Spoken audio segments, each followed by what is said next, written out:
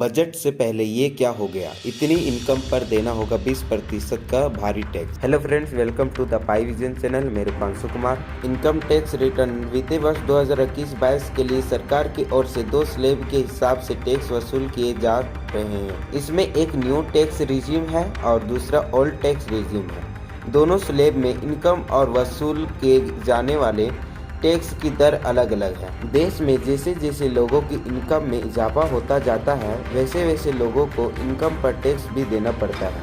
Income tax हर उस शख्स को चुकाना होता है जिनकी इनकम टैक्सेबल होती है। भारत में इनकम पर टैक्स वसूल करने के लिए अलग अलग टैक्स स्लैब बने हुए हैं।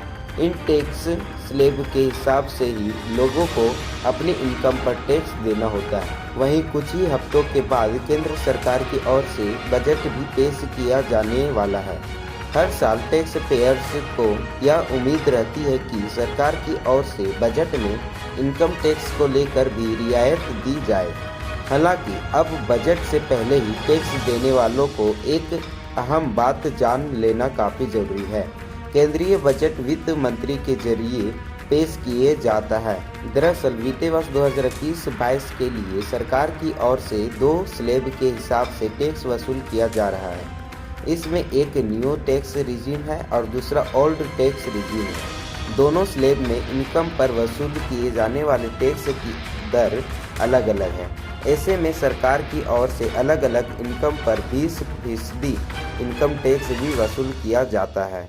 यहाँ हम आपको बताने वाले हैं कि न्यू टैक्स रिजीम में कितनी इनकम पर 20% टैक्स वसूल किया जाता है और ओल्ड टैक्स रिजीम में कितनी इनकम पर टैक्स वसूल किया जाता है। बता दें कि अगर न्यू टैक्स रिजीम के हिसाब से इनकम टैक्स दाखिल करना है तो अगर 10 लाख रुपये सालाना से 12.5 लाख रुपये सालाना की इनकम है तो उस पर 20% टैक्स देना पड़ता है।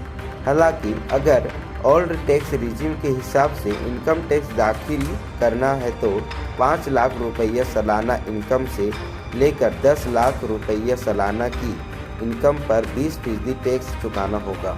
ऐसे ही जानकारी इन्फॉर्मेशन के लिए अपडेट रहने के लिए चैनल को सब्सक्राइब करें, वीडियो को लाइक करें। जय हिंद। मिलते हैं नेक्स्ट वीडियो में।